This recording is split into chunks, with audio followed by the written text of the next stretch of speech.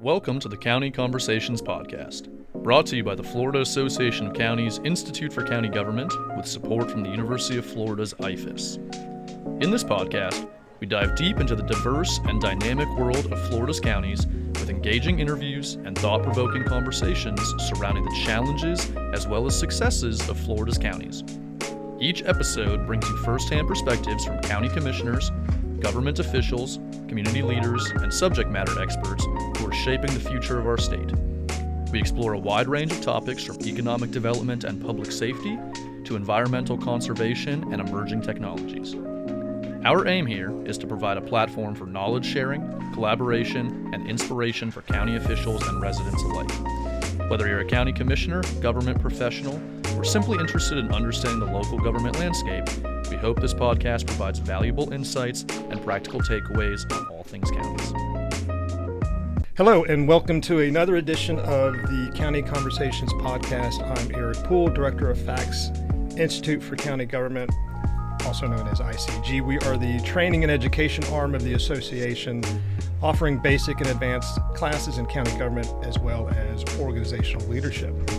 As a part of our Commissioner Certification Program, we offer electives across several disciplines, including planning and growth management, emergency management, finance, public works, among others. Also want to mention that our programs, along with this podcast, are made possible through our long-standing partnership with the University of Florida IFAS. We want to thank them for their continued support. Now, speaking of partnerships, so much of what we do at FAC from an advocacy standpoint and at ICG from an education perspective would not be possible if we're not for the partnerships we have with other organizations.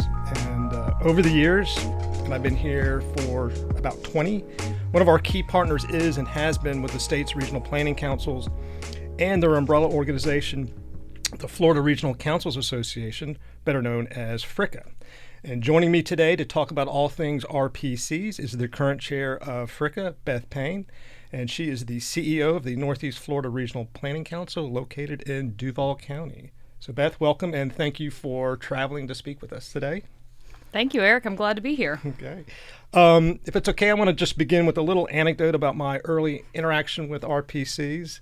And really my initial introduction to planning. It was while attending graduate school at the University of West Florida in the late 1980s. I'm probably dating myself. But while I was there, I was a graduate assistant at the Center for State and Local Government. I think it's now called the Whitman Center. We were contracted to do a transportation impact fee study for a small urbanizing county in the Panhandle. Now at age 22, 23, I didn't know anything. I didn't know what an impact fee was. I didn't know anything about transportation. So my directing professor said, reach out to the West Florida Regional Planning Council and learn all you can about transportation. So I got a crash course in transportation, and then really got exposed to all of the things that all the functions and work that regional planning councils do. And from there, as I moved into the planning profession, I always used them as a resource for different types of issues. And so I'm really happy that we can have this conversation today, because I think for a lot of people, unless they've served on an RPC board, they really have no idea what RPCs do. And in fact, I was told once before a legislative committee that RPCs are simply another layer of government. And I think that is a really misplaced description. So I thought what we could do is just begin by talking about the background and history of RPCs, how they're authorized, their primary roles and responsibilities, and the role of county commissioners. So Beth, I'm going to turn it over to you, and let's talk about RPCs.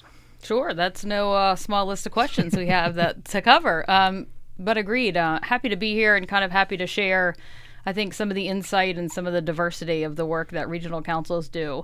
In fact, I had a board member just recently in my last meeting say, you know, Beth, I think the hardest part of sharing your message is because you all do so many things. It's hard to know what to know you for, and what is that thing that RPCs are known for. So it's difficult even to our board members who serve. So I would say the history is, decades and decades old, authorized in state statute, which is the most important part for us. But I think most regional councils have been around for nearly 50 years. So kind of the the depth and breadth of things that regional councils have been involved in across the state is pretty wide. I think what's important about that, not only are we in statute, which makes us a governmental organization that our local governments can work with and contract with really easily, is the fact that we've been able to adapt and change over those 50 years to all sorts of administrations, all sorts of trends across the country and in the state, and then regionally what's happening in our own region. So regional councils are really good at pivoting. We're really good at being kind of nimble and flexible and meeting the needs of our state partners, our local partners, and certainly our board members who serve. So can you talk about the composition for those who don't know who serves, how do they get on to an RPC? Sure. So I'll start. I can give you, it varies a little bit across the state. There are 10 regional planning councils. So it is slightly different. Everyone has a slightly different interlocal agreement with their counties. But that is what's important, is while we are designated or authorized in statute, each regional planning council is formed truly by the interlocal agreements that are signed among their counties. So for instance, in Northeast Florida Regional Council, we have 7 local governments, 7 counties. And then we have an interlocal agreement that really forms what we do in our board composition. So for us, we have essentially 3 seats for each county. That's 2 elected officials and 1 municipal rep. Then we also have 1 per county appointed by the governor. So essentially that's 4 per county. I have 7 counties. I have about 30 board members. So a really large group of people with diverse needs, diverse opinions. In every region, you're going to find rural, suburban, and sometimes urban. So that makes it challenging, but also I think kind of interesting and exciting and lets you kind of get into all sorts of different issues. We do have some ex officio members from our other kind of agencies that we work with, the Department of Economic Opportunity, or whatever its new kind of rendition is, the Water Management District, DEP, and Department of Transportation. So we have a few people who we work with regularly to also kind of provide their input and insight at our board meetings. So you mentioned you've been, RPCs are nimble and they can adapt and change over time. Can we talk about that a little bit? Because, I mean, RPCs, I want to be careful how I say this, may have had not a perfect reputation with respect to comp plan amendments back in the day when they could provide objections and that sort of stuff. So I know that's changed over time, but Right. Can you talk about that and how that is? Sure. We've had a very, like I said, we've kind of evolved over these decades that we've been in place. And certainly in the beginning, it was more around and related to growth management. And certainly regional planning councils had authority to kind of review the developments of regional impacts, kind of all sorts of things that used to happen in the growth management world that haven't happened in the state of Florida, I don't know, probably in almost 10 years, I would say. So certainly things were much different back then. I've worked at a regional planning council for 15 years. I kind of came in on the tail end of that. But certainly it was a very different role and function. And I would say that's been our biggest challenge, yet success, is that we've all kind of reinvigorated and reinvented ourselves in kind of the work that we can do. So let's just talk about your planning council versus maybe in contrast to some others. What type of planning work do y'all do, planning assistance do y'all do for local governments? So I would say we still do a lot of comprehensive plan work. But for us, and I think you might find this true for other regional planning councils, we do a lot of work with our small municipalities who have extremely limited resources. Those towns and cities that have, the town clerk, who's also the building official, who's also the planner, who's also the city manager. So we have a lot of small towns that have the same kind of statute requirements of comp plans and updates that really just can't get them done. So we do a lot of work for those folks. I would say we also do economic development, local technical assistance with our counties, some of their comp plan elements, some strategic planning in that regard. And certainly we can get into it more about resiliency and sea level rise and kind of the coastal management element. But I would say the comp plans, some of us are town planners for these small communities. I know Central Florida Regional Planning Council, that's a huge role of theirs, is literally acting as the planner on staff. East Central Florida Regional Planning Council does the same. We do the same up in Northeast. So I think there's a kind of a variety of roles that regional planning councils still play in comprehensive planning. So in reference to those full-time, it's not a full-time planner, but they're a de facto full-time planner for those small communities? I mean, for the fact that they don't need a full-time planner because things kind of come in infrequently. It's just an infrequent need for those kind of zoning or special exception applications, the kind of rare land use change that's needed. It just doesn't happen all that frequently. So that's kind of the role we've played. However, I will say in the last several years, with the huge influx of new residents and development in Florida, these small communities and towns now are seeing the development pressure more than ever before and are requiring, I think, additional services. Certainly in my region, and I've heard from other regions who traditionally haven't played a big role, are now being asked to. So I think the change and the growth and development is kind of highlighting the need for planning. So for some of those communities, are RPCs sort of the first entity that they would turn to for local planning assistance? I'm speaking about small cities, small counties. Absolutely. So we're a resource to them that is... but it's not free. It's not free, but we're approachable, and we're willing to kind of work with them where they are. It's kind of different than, I would guess, putting out an RFP and kind of getting back proposals for other firms on what they could do for you. Regional planning councils, I think, really take it a step further and figure out what really needs to be done in the community. And we kind of get to it because we know the community so well. In most instances, we have relationships already established. We're doing work all surrounding, that community already. And we're effective and efficient. We are governmental entities that aren't, out to charge a huge dollar value. We're there to provide the work for our local governments. So if a small community is not, a small city is not a member of the RPC, they can still contract with you to do work? Is that part of the interlocal agreement, or is that something different? So that varies across the state. For instance, in Northeast Florida, only counties are members. We don't require cities to be members. If your county is a member, which all of them are, then those municipalities are also members. Yes. Yeah, I've always seen RPCs as very cost-effective consultants, right?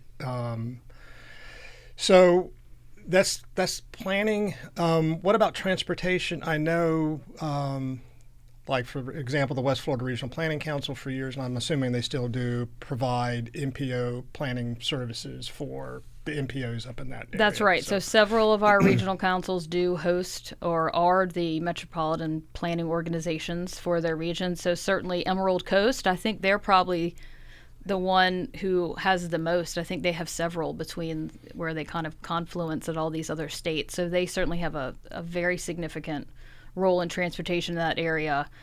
Gainesville and Central Florida also have the rural MPO for that area. I think that's it. Yeah. So outside of that, I mean, that's a big task, and I think that's an interesting one. But what other, if an RPC is not providing MPO support, what type of transportation assistance planning would an RPC So offer? Several regional planning councils run the Transportation Disadvantage Program. So that's a state program that helps counties to serve those that are having trouble or do not have access to transportation. So regional planning councils often serve as the designated official planning organization. So I'm trying to remember my acronyms and not use them. We, in fact, in Northeast Florida, do that for all 7 of our counties. So we're working as the planner to help that, to work with the community transportation coordinator, the county on aging, for us JTA in Jacksonville, to kind of help coordinate those services. Likewise, North Central Florida Regional Planning Council does that, as does Central Florida Regional Planning Council and Appalachia Regional Planning Council. So several of us serve in that role, which is one of those state programs that a lot of local governments would maybe struggle to accomplish without some additional resources. So that's something that the Regional Planning Council is really good at, is kind of augmenting staff and augmenting the needs that the county may have to implement programs or projects or tasks. A lot of times when I meet with my board members or my local governments, one of the first things I ask them about is their to-do list, and what is that thing that lingers at the bottom of their to-do list that they can't either find staff to really get accomplished, they can't really figure out how to tackle it, or there's just some impediment to getting it done. Those are a lot of the projects that we tend to work on, or those ones that can just be a little bit more difficult and take some more resources. So we try to help our local governments in that way. How do y'all coordinate with, again, notwithstanding if you're providing MPO service, but how do you coordinate, or do you coordinate with MPOs and DOT districts in some capacity? So I think it varies across the state. Some of us who have rural counties that aren't and don't participate or aren't eligible to participate in an MPO, there's a lot of rural transportation planning that goes on across the state. If there's no conduit like an MPO for them to coordinate with DOT, a lot of times it's very onerous or time-consuming for DOT to coordinate with each individual county, rural county on things. So a few of our regional planning councils work on some rural transportation planning to help those rural counties kind of interface and work with DOT to get things done. I know that Appalachia is doing that here. Emerald Coast does it as well. So I think there are some options of how regional planning councils can serve to kind of cut through a few layers of government and cut through a few of the onerous kind of coordination elements that DOT may have with individual counties. They can go to a regional planning council and cover more through one point of contact. Is that done on a fee basis or just as a member provided service, or how does that? So that service is more for DOT than it is our local governments, to be honest. DOT is the one who I think has done a few pilot plans with a few of these regions to see how well it works. Certainly it saves them a tremendous amount of time and staff resources to have one point of contact instead of, say, 5 or 6 for rural counties. So that's actually a state agency kind of request and help. And that, I think, too, is something that a lot of people maybe don't realize is the relationship that regional planning councils have with the state agencies. DOT, DEP, particularly the Division of Emergency Management. We do a lot of statewide initiatives and statewide efforts because these state agencies can work with 10 regional planning councils to cover 67 counties. And for them, that's a tremendous kind of time savings and just quality of work, knowing with 10 folks getting it done, the quality control is much easier than 67. So we've done that pretty frequently over the years. Is that one of the big roles that FRCA plays? I know you have your partnership meetings up here. Is that how you execute some of that?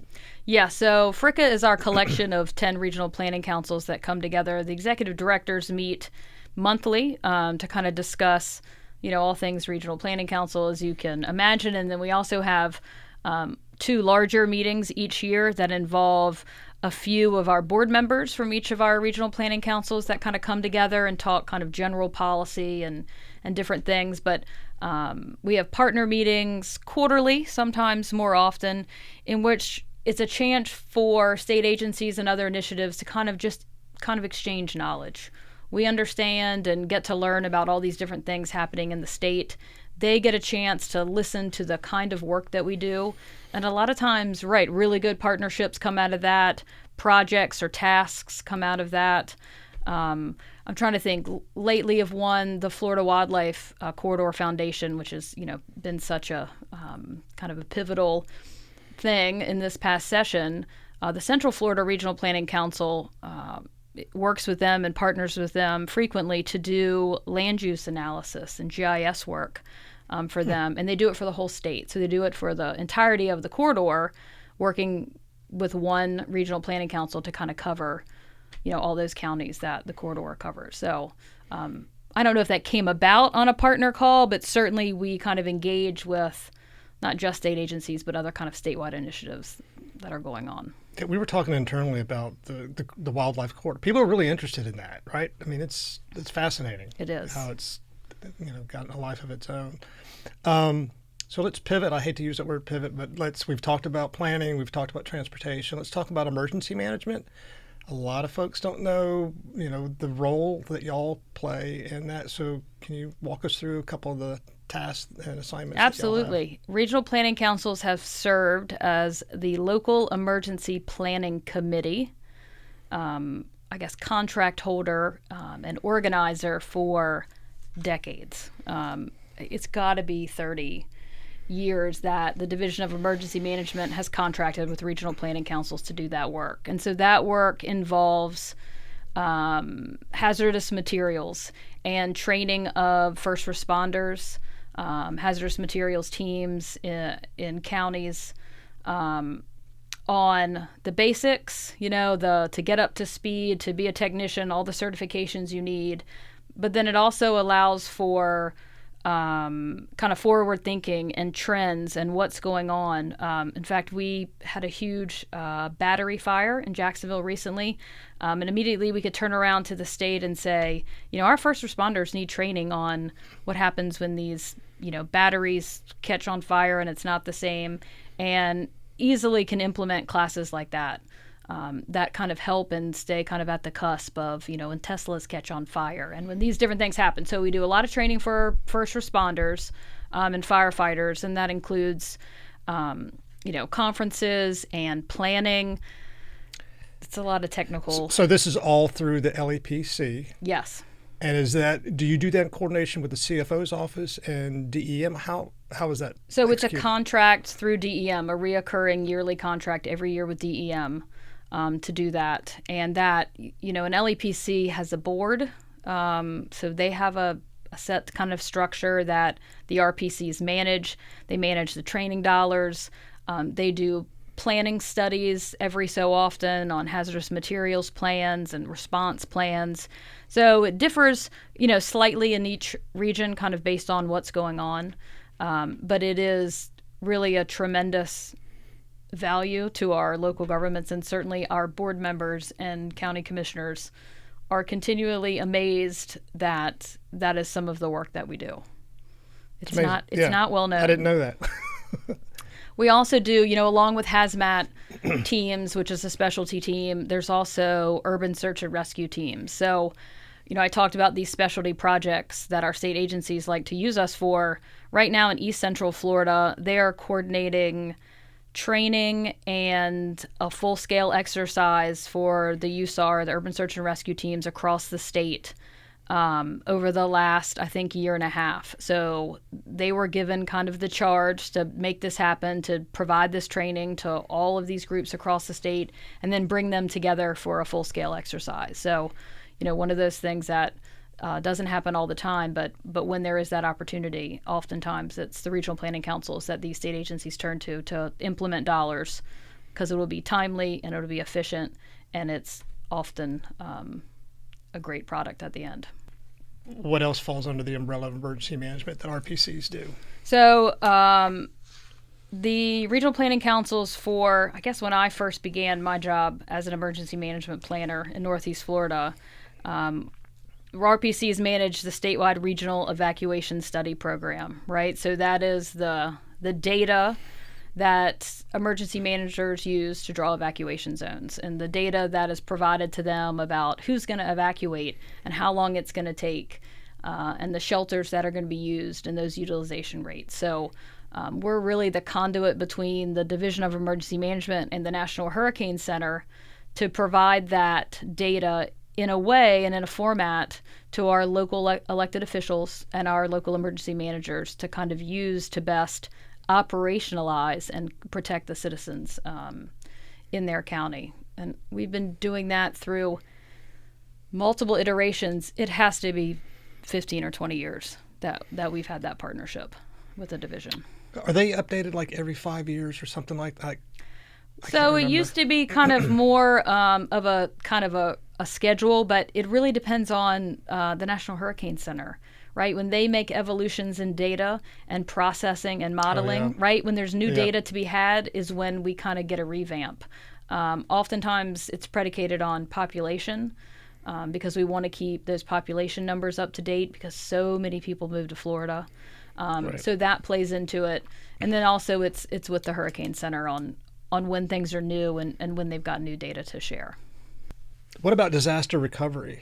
Do y'all get involved in that very much? I'm thinking of, Hurricane Michael, because you have a lot of smaller communities that didn't have the resources to really. Right. So disaster recovery is one of those things that kind of spans almost every program we've talked about, right? And I would say a lot of it comes into local government technical assistance.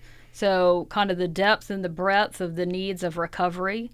I think a lot of regions and a lot of counties have turned to their regional planning councils to implement some piece part of the recovery process that they have a hard time getting done.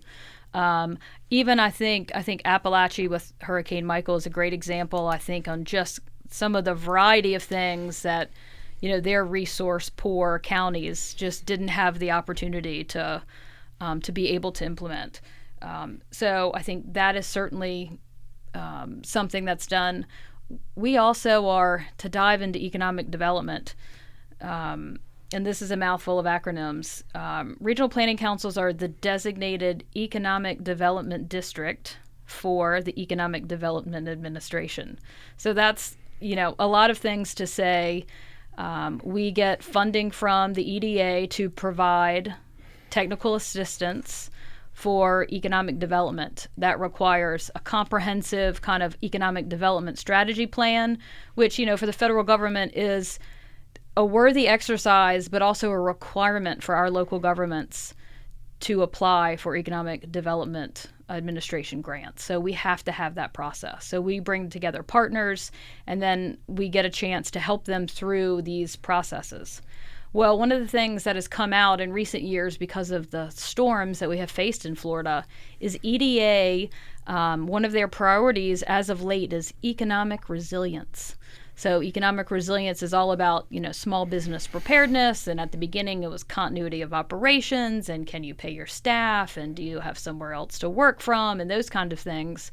But now that we've had so many storms, major storms recently, it's kind of changed to that being the basics, but it's also about, how can they stay up and running? How can they mitigate? How can they avoid some of these disruptions for storms? So EDA has funded disaster recovery coordinators for many of our regions to solely focus on the needs of these local governments as they work to recover. So it all began with Hurricane Irma, and they funded several positions across the state of Florida. Certainly Northeast Florida had one because of our impacts. And that person, really focused on the needs of our local governments. How could they help them recover? Or is there grant technical assistance we could write? How do we coordinate meetings? How do we coordinate trainings? What is it that you need? Likewise, it happened after Hurricane Michael.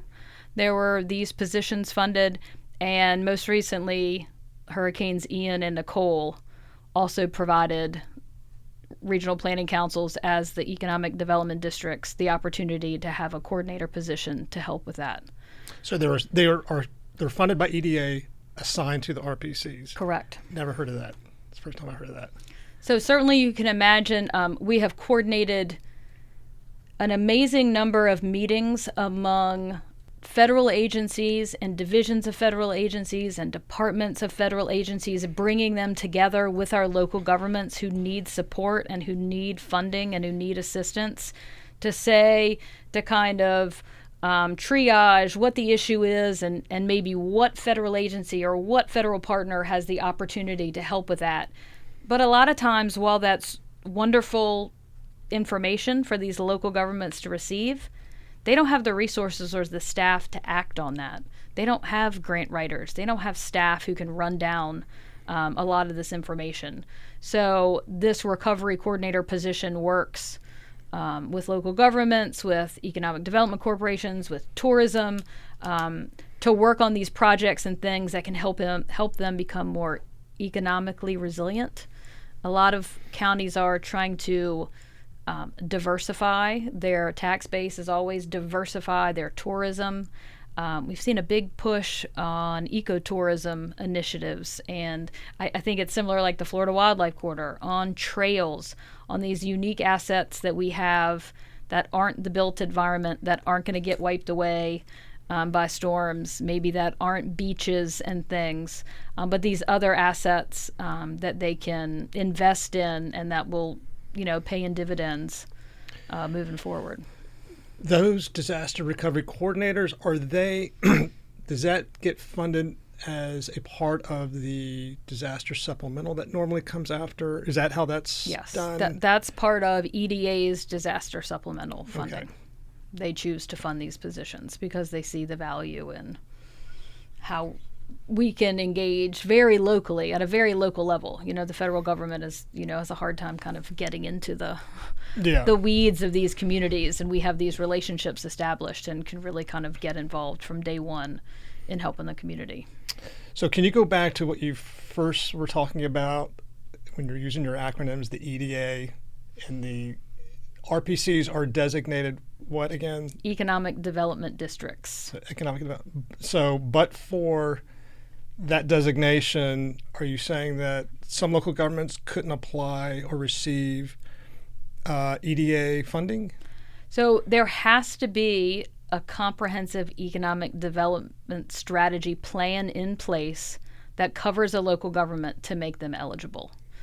It just so happens for many years, the way that EDA chooses to work is regionally, and they do this across the country. So this is kind of how it works in most parts of the country, is that these regional organizations perform this role and this function as economic development districts. So yes, they must have this thing in place in order to move forward with EDA grants. Is that designated also in state statute, or is it No.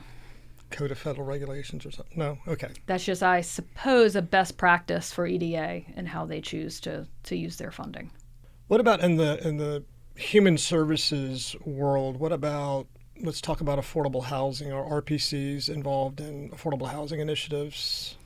So, yes, I think it would be hard for me to say no to probably almost any question that you ask, because the 10 regional planning councils are all so different in the things that they work on. I would say that to me is a little bit of a planning function, right? So some of this local government technical assistance helps some of our local governments with housing initiatives. I know that some regional councils have worked on the SHIP program for their local governments, and then certainly in comprehensive plan language and elements in that regard. And I would say as of late, there's been a big push in this. It's such a big problem. How in the world do we tackle it? What are some options? What are some best practices? And that's a really, I think, comfortable and traditional role for regional planning councils, is to kind of gather and coordinate and collaborate among, whether it's local governments or other regions or other entities across the state, on what's working, what isn't working, maybe what's applicable in some of your rural areas or urban. We actually in Northeast Florida have a committee of our board, an affordable housing committee, in which they kind of dive into issues just like that, dissecting the new legislation and kind of figuring out how it really works on the ground and kind of sharing those stories and those best practices. Yeah, I mean, the legislature just appropriated a record amount of funding for affordable housing, and would assume that you would have some smaller local governments turning to RPCs for assistance. Well, let's talk about, if we can, I think, RPCs, I think a lot like us, we kind of track trending issues. And certainly one of those trending issues out there is resiliency.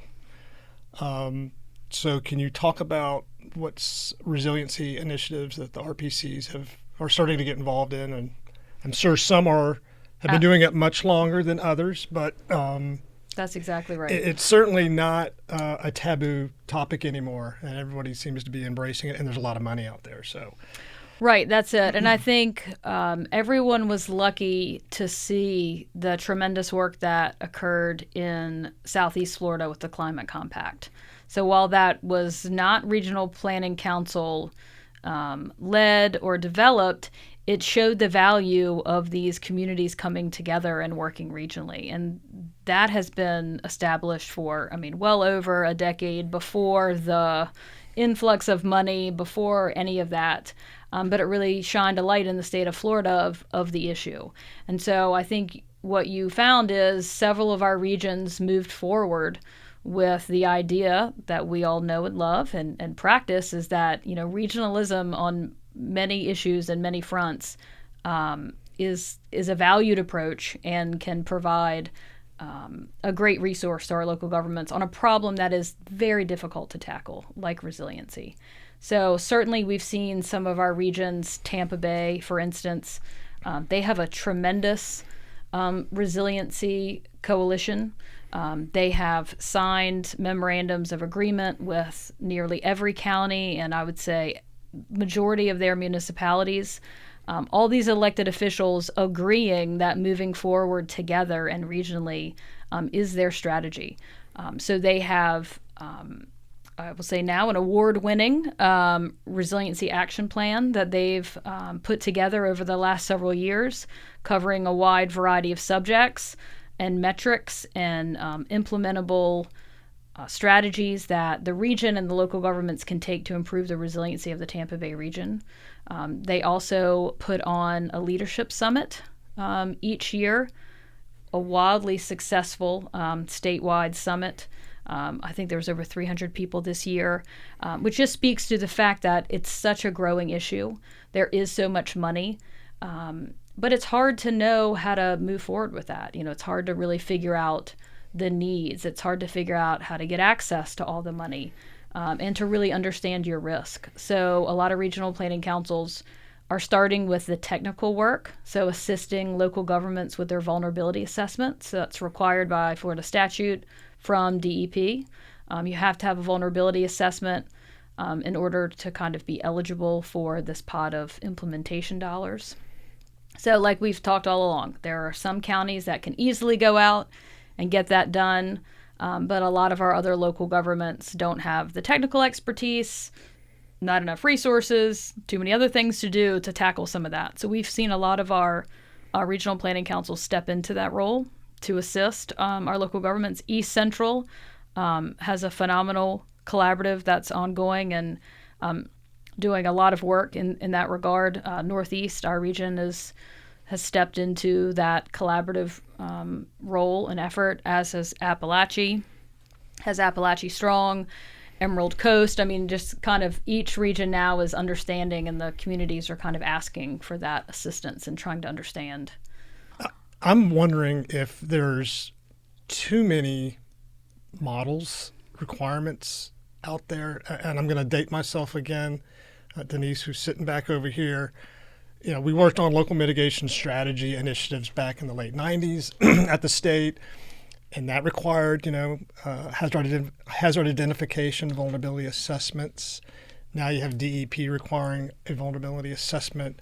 There's all these there's all these different risk models out there. I'm wondering if there's a little bit of confusion for technicians at the local level that are trying to put all this stuff together, and you got different pots of money. You got state money, you got FEMA money, you got, almost every federal agency now has some sort of resiliency pot that you can access. So I don't know if you agree with that view, or are you running into that? But it just seems like there's just a lot of overlap. And right. So an NPO might be doing something on resiliency and vulnerability assessment, and another right. entity is doing the same thing, and are they really talking? It's a huge challenge, and I think that's why we found the regional model so successful, is that we can bring a lot of those people to the table to discuss all of those things. So whether it's a discussion or a working group on methodology, on understanding, is every county using the same model? Are they using the same data? Are they using the same methodology to measure, compare apples to apples? That's a huge challenge, and certainly is not one to be solved, I think, quickly. But funding opportunities is another huge one. And I think what we've also seen, I think, from regional planning councils' work with our federal partners, is that these federal agencies want a big return on investment. They want big projects. They want regional projects. They want to see projects that cross congressional districts, right? And much less county boundaries. I mean, they want to see kind of a big return. So that, I think, speaks even more to the importance of gathering our local governments together to understand, what can they get for themselves in their local government, what kind of best suits them. But then it is time, I think, to be creative and to be able to think outside of the box on how we can work together to potentially pull down some of this, amazing amounts of federal dollars that are out there. And is that coordinating with MPOs for federal protect dollars? It is. It's trying to figure out all the partnerships that you can bring to the table to kind of make all this work for our local governments who are just... oftentimes, money is not always the answer to everything if you can't implement it, if you can't get access to it. So I think the regional collaboratives are a great approach to starting to kind of tread lightly into that. A good example is a lot of our regional planning councils have received grant funding from the Department of Defense to do resiliency work around our military installations in Florida. And so that began in Tampa, and the planning process itself is called a Military Installation Resilience Review. And so that is taking a look at resilience efforts and initiatives outside of the fence line of military installations to ensure that they can continue on with their mission, right? Certainly it's about federal investment into the state of Florida and how we can protect that federal investment and our military's readiness. Began in Tampa, and South Florida is also undertaking a military installation resilience review. Emerald Coast just signed their contract to also perform that function. East Central Florida is in the process of working through that. Northeast Florida is in the process of working through that. So that's even another federal agency that recognizes the value of working regionally on a project like that for the benefit of the state. So it's been a priority of both the governor and the chief resilience officer in the state. So we've been working closely with him to make sure that these projects get funded and get completed. Do you have an example of that? Because you said outside the fence line. I've heard about this before, but I don't know of any examples that I can point to. So I would say, a really good one in East Central is the bridge to Cape Canaveral. I think they've done a ton of work on transportation related on what would happen to that bridge or those roadways that get you out to Cape Canaveral, what that looks like in the future years with sea level rise and storm surge and kind of those kinds of things. For us in Northeast Florida, we have Naval Station Mayport. That's extremely vulnerable to sea level rise. And again, transportation is an issue. They get a lot of their water and sewer from outside the fence line coming from local governments that if something happens to that would severely impact their mission. Certainly in the Panhandle with Emerald Coast, I do think it's a lot of storms and what hurricane damage does. But everyone is different, and I think that's the beauty of working with the Regional Planning Council is that they have so many of those relationships and connections and history of working, in the area that they really can kind of, dive deep on what those connections are that maybe you don't think of, right? That maybe don't come to mind. But it's really gathering those players and having those conversations in any way that we can help and identify the problem so we can identify the solution and the funding to implement it. It's awesome. Another trending issue, and we had talked about this before we started the podcast, but it's just on broadband and probably some of the more urbanized RPCs may not be involved in it, but I think it's an important issue for counties and small cities that are up here in the Panhandle that don't have ready access to broadband services. But there's a ton of money out there. I mean, a ton of money at both the state level and the federal level. I don't know if you can speak to that, Beth, on... I mean, I do think that I think you're kind of spot on in that some of the more urban regional planning councils don't get involved. My region, being Jacksonville and surrounds, haven't gotten involved. But I know the Panhandle, I know the Appalachia region is assisting their rural communities in broadband plans, maybe in some feasibility work.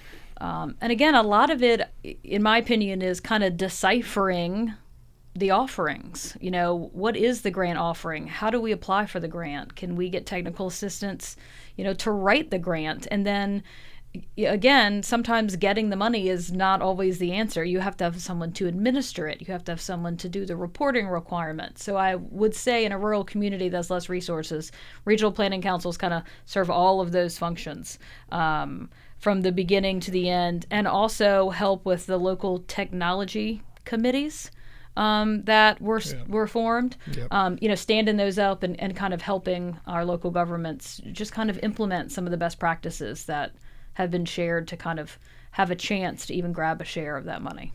Well, we've covered a lot of topics, but you're right. I can mention anything. I could talk about, if I mention CDBG, you could probably talk about CDBG and your role there. But why don't we kind of round things off with just talking about FRCA, the Florida Regional Councils Association, and how you're formed and how you're structured and what y'all do. Right. And before I do that, I had a good reminder of another program that I just do want to share because it is such a unique program in the state. It began, there are several of us who work on the Healthcare Coalition program. So that's a program funded through ASPR, which is a federal agency, I think now under CDC, that comes through the Florida Department of Health. But this is about disaster preparedness for the healthcare sector. So the healthcare sector is the whole community of the healthcare sector. So that's everyone from hospitals to assisted livings and nursing homes to dialysis centers to pharmacists to emergency management and paramedics and fire and EMS. So we're kind of covering the whole gamut of the spectrum to make sure that our healthcare community can function after a disaster, during and after a disaster. So Northeast Florida does it. We have a healthcare coalition program for 18 counties across North Florida.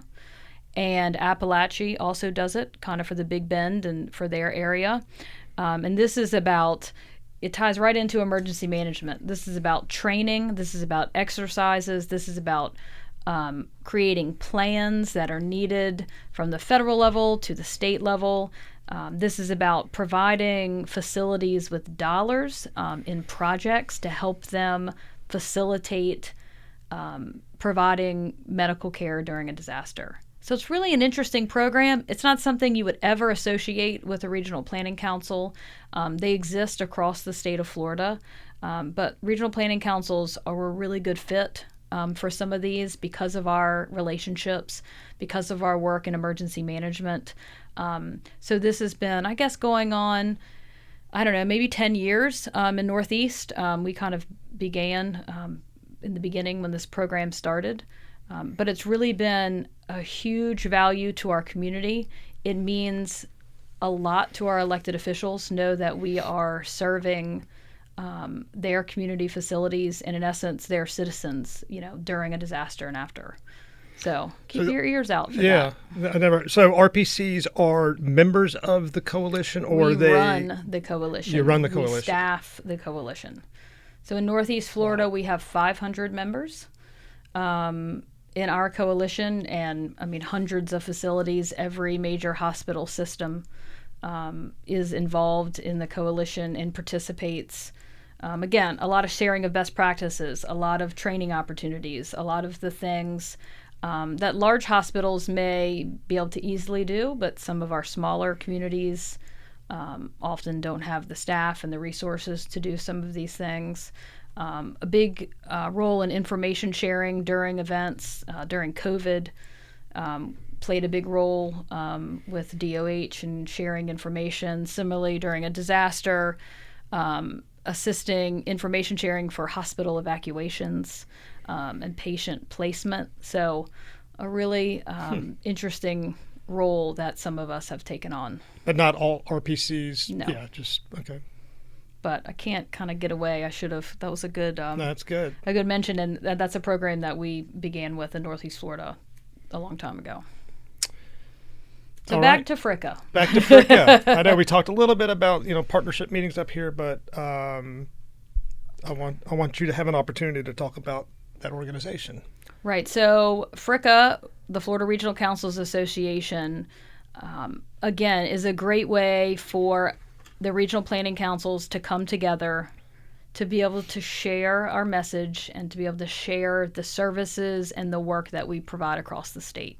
And so kind of as we've talked over this last, 30 minutes, it's a diverse set of offerings that each regional planning council has.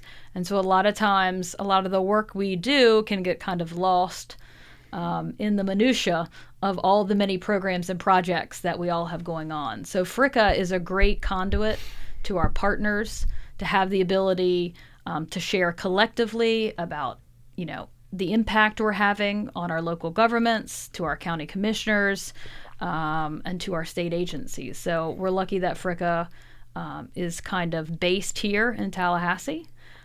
So get to have lots of opportunity for those of us who aren't here to come and meet and be a part of all that's happening in Tallahassee. But then having our coordinator here is a huge help 365 days a year to make sure that our message is being shared with everyone. And it also gives a chance for our board members. We have a policy board that comes together. As I mentioned earlier, it's a few members from each regional planning council board, and they get a chance to come together and discuss, big issues in policy. And certainly as, the Florida Association of County, you recognize the value in that kind of Absolutely. peer exchange, that best practice sharing exchange. I like to tell people that, a lot of times, the answer really is sitting around a table and sharing and talking through some of these issues. And our elected officials are oftentimes pulled in so many directions that they just don't have that opportunity. They can't make time for it, or it just becomes difficult. And I feel like regional planning councils serve that function. People like, FLC and FAC serve that function. And that's kind of also a function of FRCA, to have a chance to bring these people together and talk through these issues and help regional planning councils kind of pivot in the world that we live in the state we live in, and in our region. Awesome. And a lot of information. Beth, again, I want to thank you for joining us today.